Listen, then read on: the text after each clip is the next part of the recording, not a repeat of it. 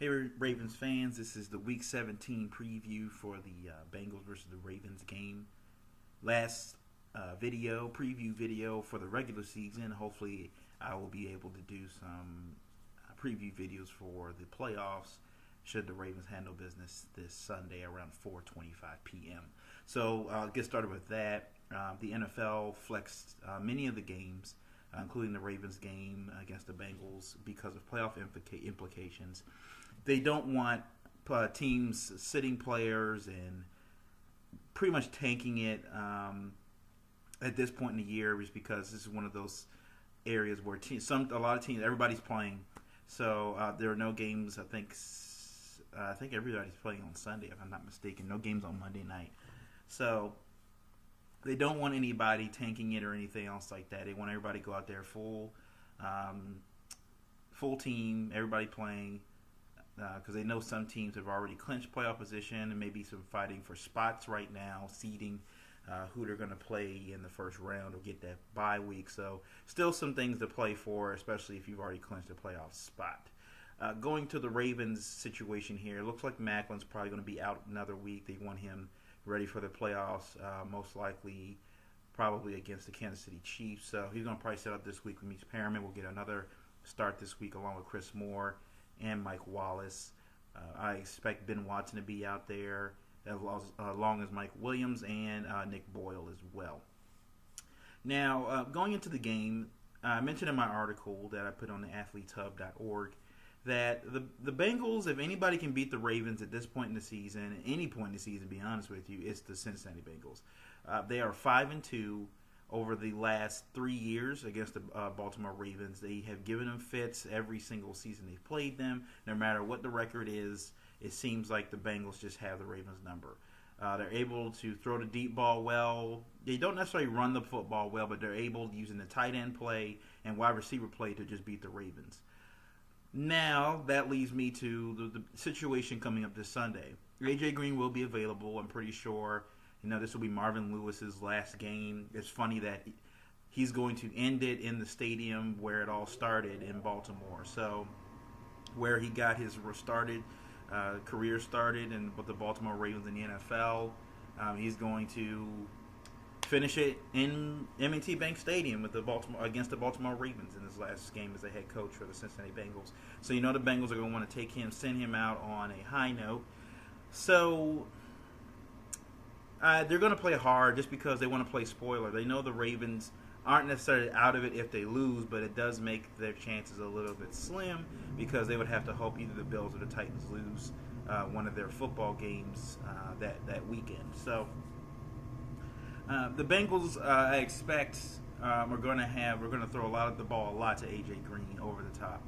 I think it's going to be there. With Jimmy Smith out, Marlon Humphrey's going to have to probably do most of the coverage against A.J. Green, who's a Pro Bowl wide receiver, one of the best receivers in the game when he's healthy.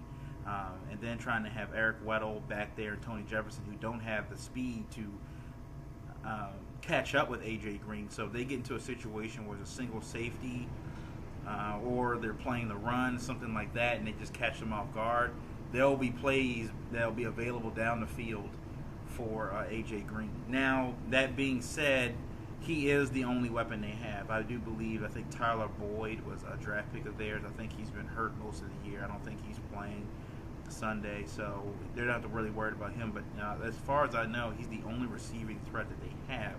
I think Tyler Eifert is injured, and I think he is out for the season, if I'm not mistaken.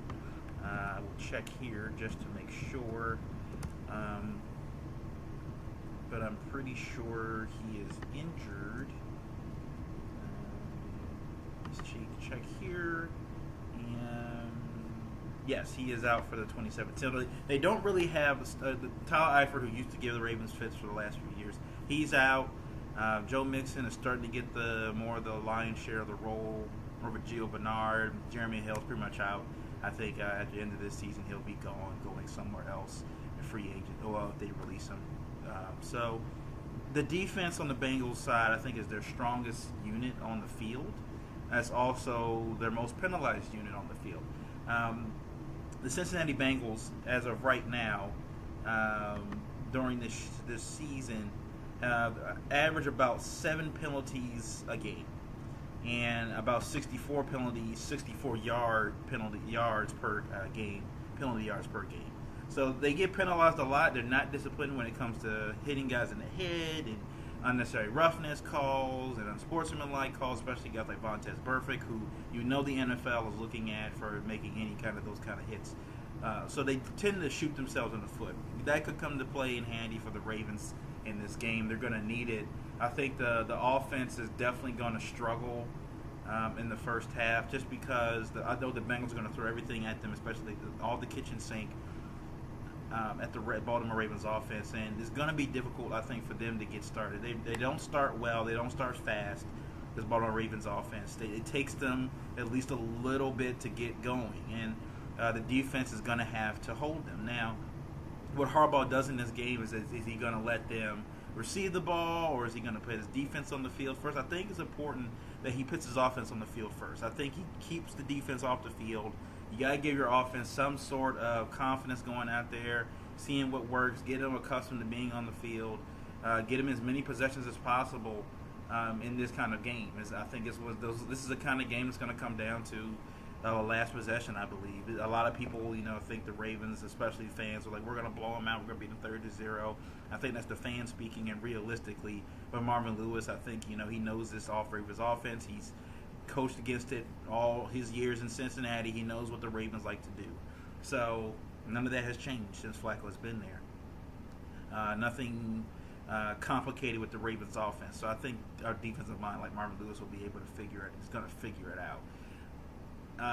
They're going to need to run the ball. They're going to definitely need to run the ball to try to take away guys like Adam Pac-Man Jones and in that secondary.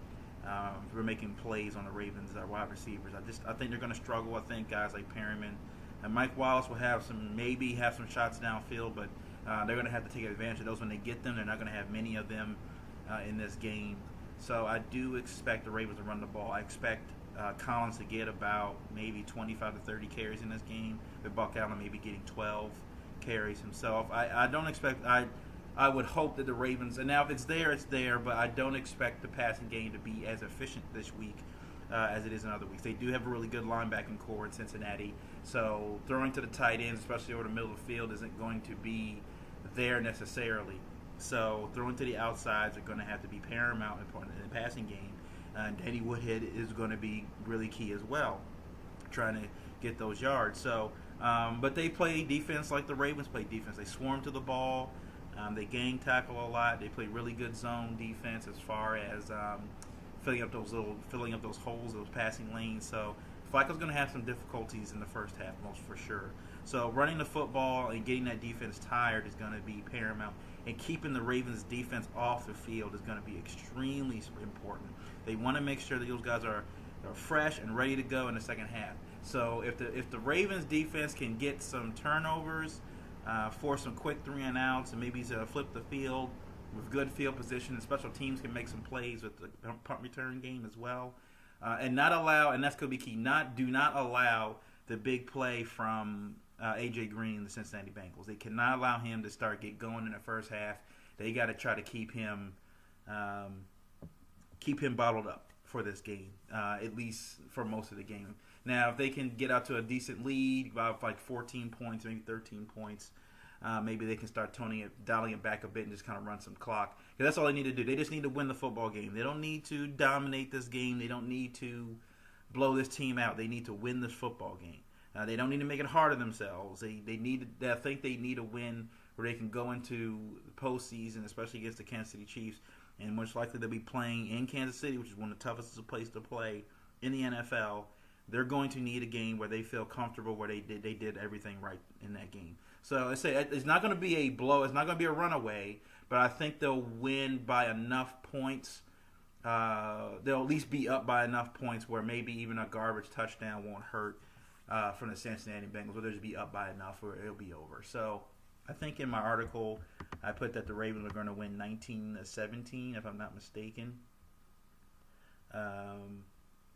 Yes, I said 19-16. So I do think the Ravens will be up at least 19-9. They'll be up by 10 points, and then I think the Bengals will probably get like a garbage touchdown, beat them down by 3, but there won't be enough time left on the clock to actually do anything. So I do expect the Ravens. I expect to hold them to field goals.